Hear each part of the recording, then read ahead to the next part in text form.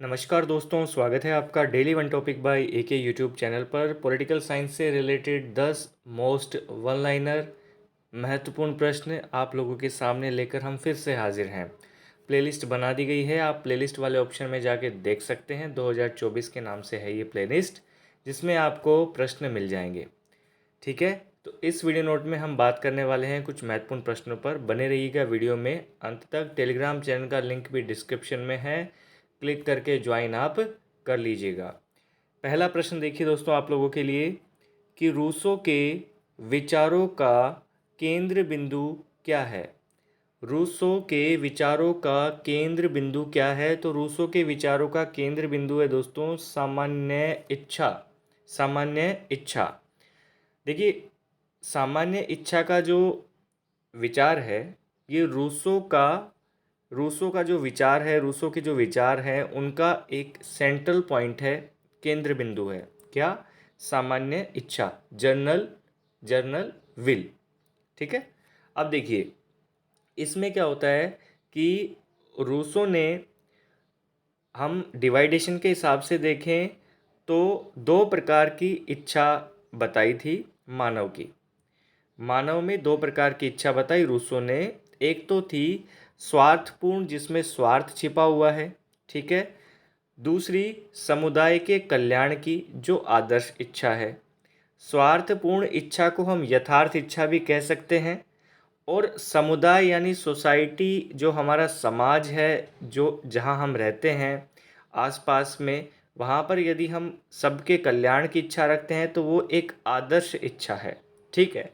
अब सामान्य इच्छा से क्या मतलब है, ये भी आपको अच्छे से समझ जाना चाहिए कि पूरे समाज, संपूर्ण समाज की भलाई की बात कर रहे हैं, ऐसी इच्छा क्या है? सामान्य इच्छा है। संपूर्ण समाज की भलाई की बात कर रहे हैं, ऐसी इच्छा क्या है? सामान्य इच्छा है। ठीक है। तो सभी के कल्याण की इच्छा, सभी के कल्याण की इच्छा क्या है? सामान्य इच्छा है। तो आप रूसो के विचारों का केंद्र बिंदु समझ गए होंगे। नेक्स्ट प्रश्न पर चलते हैं। अच्छा लगता है वीडियो तो वीडियो को लाइक ज़रूर करें। कोई सजेशन हो तो हमें कमेंट बॉक्स में ज़रूर डालें। साथ ही आपकी राय, आपके कमेंट हमारे लिए बहुत ही अहम रोल अदा करते हैं। दूसरा, कार्ल मार्क्स ने अपने चिंतन में द्वंद्ववाद व भौतिकवाद, देखो इनका एक सिद्धांत है द्वंद्ववाद भौतिकवाद का। ठीक है, इसमें द्वंद्ववाद और भौतिकवाद, ये दोनों जो टर्म हैं, ये कहाँ से ली? ये जिन विचारकों से इन्होंने ग्रहण किया उसके बारे में प्रश्न यदि पूछा जाए तो आपको सीधा सा क्लिक कर देना है कि भाई द्वंद्ववाद तो उन्होंने हीगल से ग्रहण किया और भौतिकवाद उन्होंने फायरबाख से ग्रहण किया। द्वंद्ववाद तो उन्होंने हीगल से ग्रहण किया और भौतिकवाद उन्होंने फायरबाख से ग्रहण किया।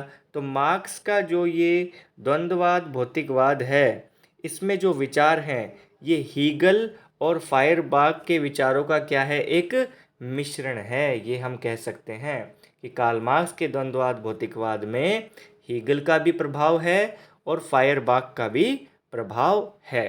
ठीक है, यहाँ तक कोई दिक्कत, कुछ भी दिक्कत नहीं होनी चाहिए, क्योंकि हम बिल्कुल सरल भाषा में समझते हुए आ रहे हैं। अब द्वंद्वात्मक भौतिकवाद की बात चल रही है तो मार्क्स के द्वंद्वात्मक भौतिकवाद में कितने आयाम है? तो दोस्तों 3 आयाम है। कितने आयाम है? 3 आयाम है, या 3 नियम कह सकते हैं आप इनको। पहला, विरोधों की एकता का नियम। दूसरा, मात्रात्मक से गुणात्मक परिवर्तन का नियम। और तीसरा है निषेध के निषेध का नियम। ठीक है, तो ये द्वंद्वात्मक भौतिकवाद में हमने देखा कि इसका जो विचार है, किन विचारकों का प्रभाव है। दूसरा, इसमें कितने आयाम या नियम है? तो 3 हैं। उन तीन नियमों को भी हमने यहाँ पे अच्छे से देख लिया। ठीक है, चलिए नेक्स्ट देखिए। हम चलते हैं प्रश्न नंबर 4 पर। इंडिपेंडेंट लेबर पार्टी से संबंधित कौन थे? तो दोस्तों independent labour party doctor Bhimrao Ambedkar इससे संबंध रखते थे। कैसे संबंध रखते थे? इंडिपेंडेंट लेबर पार्टी, जिसको हम हिंदी में कह सकते हैं आज़ाद मजदूर सभा। क्या कह सकते हैं? आज़ाद मजदूर सभा। आज़ाद मजदूर सभा, इसकी स्थापना ही किन्होंने की थी?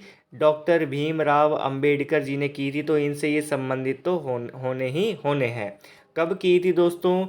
ये भी प्रश्न आपके सामने आ जाता है, तो घबराइएगा मत। 1936 में, 1936 में, 1936 में, 1936 में। अब इसका उद्देश्य आपको इसके नाम से स्पष्ट हो रहा है। जब आप इसको आज़ाद मजदूर सभा कह रहे हैं तो खास सी बात है कि मजदूरों के ही हितों को सुरक्षित करने के लिए इस पार्टी का निर्माण या कह सकते हैं उद्भव हुआ था। ठीक है, आप इसको समझिए कि independent labour party doctor Bhimrao Ambedkar ने 1936 में बनाई थी। नेक्स्ट हम चलेंगे फिफ्थ। जेरेमी बेंथम के पेनोप्टिकन को शक्ति की एक नई तकनीक कहकर किसने पुकारा?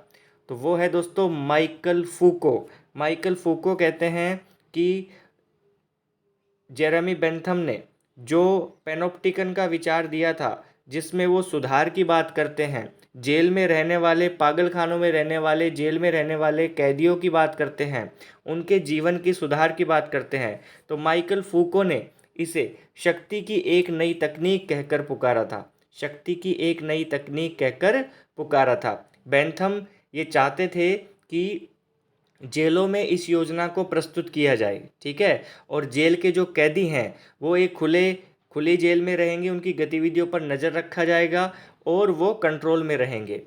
ठीक है, तो इसे पेनऑप्टिकन के नाम से जाना जाता है इस तकनीक को। तो पेनऑप्टिकन भी आ जाए तो वहाँ पे आपको जेरेमी बेंथम को क्लिक करना है। क्या?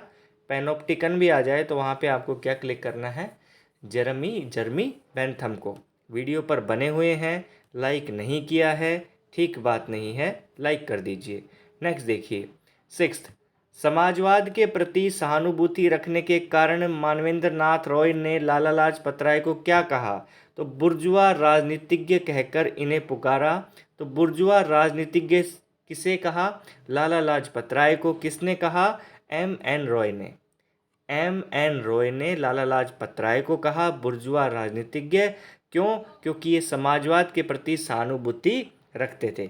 समाजवाद के प्रति क्या रखते थे? सहानुभूति रखते थे। ठीक है ना?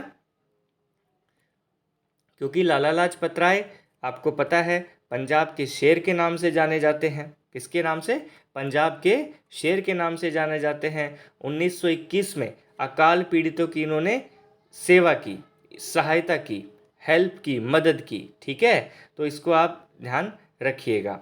M.N. रॉय ने बुर्जुआ समाजवादी राजनीतिज्ञ कहा लाला लाजपत राय को। नेक्स्ट हम चलते हैं प्रश्न नंबर 7 पर। बिल्कुल सिंपल सा प्रश्न है। लेवियाथन रचना किसकी है? तो थॉमस हॉब्स की रचना है। क्या है? लेवियाथन रचना किसकी है दोस्तों?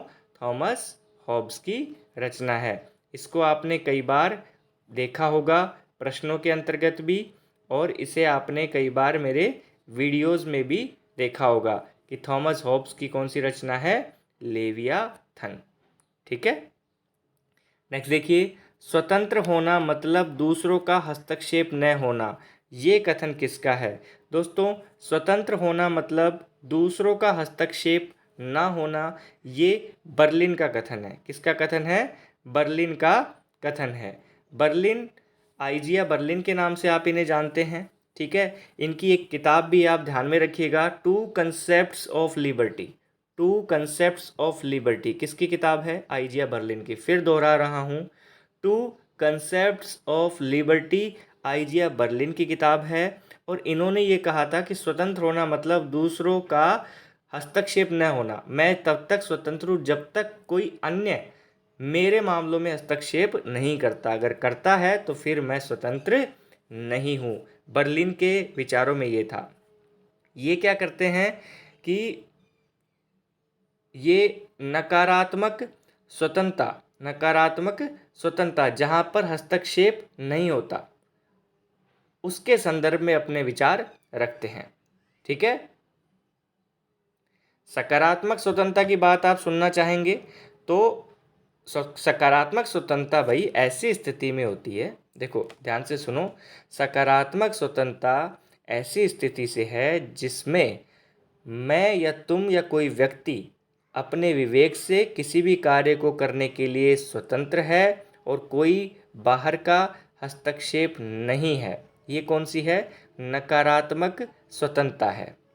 ठीक है, लेकिन सकारात्मक स्वतंत्रता क्या होगा? सकारात्मक स्वतंत्रता होगा जब व्यक्ति के ऊपर नियंत्रण, स्वनियंत्रण है और कोई भी बाह्य हस्तक्षेप नहीं होना चाहिए। ठीक है, तो दोनों में थोड़ा थोड़ा फर्क है, सकारात्मक और नकारात्मक स्वतंत्रता में। जब स्वतंत्रता पढ़ेंगे तो अच्छे से क्लियर कर लेंगे। नेक्स्ट देखिए, सामाजिक आंदोलन के घटक है, घटक और भी हैं लेकिन विचारधारा, कार्यक्रम, उद्देश्य। ठीक है, बुक है एक, Hindu society at red cross. ये किसकी किताब है? ये के.एम. पणिक्कर की किताब है दोस्तों। किसकी किताब है? के.एम. पणिक्कर की किताब है। के.एम. पणिक्कर कौन थे? एक इतिहासकार, राजनेता, इतिहासकार, उपन्यासकार हम इसे कह सकते हैं। ठीक है, इन्होंने बहुत सारी रचनाएं लिखी जिसमें एक Hindu society at red cross प्रसिद्ध है। Hindu society at red cross प्रसिद्ध रचना है। तो दोस्तों, ये video note top 10 one liner का आपको कैसा लगा कमेंट करिएगा। कुछ भी डाउट हो कमेंट कर दिया करें आप, कोई दिक्कत नहीं है। मैं जब भी पढ़ूंगा आपका आंसर देने लायक होगा, ज़रूर दिया जाएगा। Thank you so much.